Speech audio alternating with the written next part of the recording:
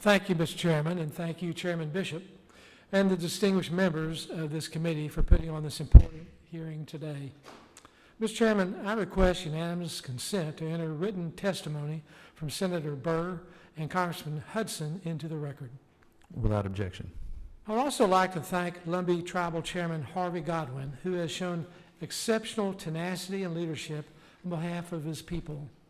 As you may know, my district includes many of the Lumbee Tribe's 35,000 actively enrolled members and about half of their territory. For 129 years, the Lumbee Tribe has sought recognition from the federal government. They have petitioned and advocated and gotten some congressional support along the way. However, they still do not have the full federal recognition that they deserve. First and foremost, this is an issue of fairness. In heritage, culture, and many times in their relationship with state and federal government, the Lumbee are every bit as Indian as any other tribe in this country. This is not about gaming. My bill specifically prohibits the Lumbee Tribe from conducting gaming activities. Mr. Chairman and members of the committee, passing this bill is simply the right thing to do. Second, this is an issue of consistency. In 1956, during a period where the federal government was terminating their relationships with as many tribes as possible, Congress provided a unique status to the Lumbee Tribe. The government recognized the Lumbee as American Indians, but stated that they would not be eligible for benefits related to federal recognition. Since 1956, Congress has changed their policy in regards to American Indians.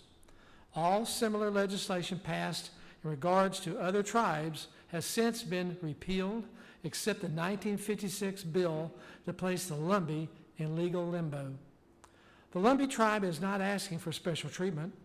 They are asking for parity and consistency in the way that the federal government views them. When the Bureau of Indian Affairs established its process for formal recognition in the 1970s, the Lumbee were once again denied equal treatment and barred from participating due to the 1956 Lumbee Act. They were denied a third time in 1989, when the Department of Interior determined that the Lumbee Act of 1956 prohibits the tribe from going through the BIA process. And the only way for the tribe to obtain full federal recognition would be by an act of Congress. Therefore, it is necessary that Congress act on this legislation. The Lumbee Tribe has many relationships with federal agencies. However, they are ineligible for some of the most critical benefits offered to other tribes in Indian country. These benefits are real-life consequences. For example, when the Lumbee Tribe territory was hit by a devastating hurricane just a year ago, they sought help from FEMA's in anticipation of the storm. If they were a federally recognized tribe, they would have been eligible for funds to help prepare for this disaster. This hurricane swept through Robeson County and caused overwhelming damage to one of the nation's 10 poorest counties. Today, the effort to just get back to the baseline standard of living in that county is frozen due to other pressing emergencies.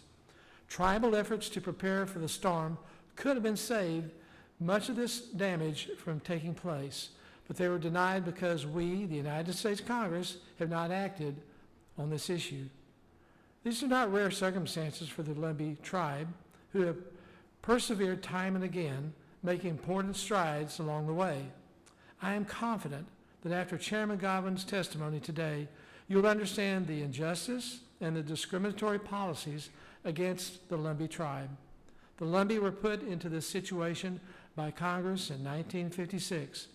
It is time we act to grant the tribe their much-deserved full federal recognition. I ask that you right this wrong as it has been done for the current and future generations of Lumbee. Thank you again, Mr. Chairman, for the privilege of speaking on this issue that is important to me and so many North Carolinians. Thank you, Mr.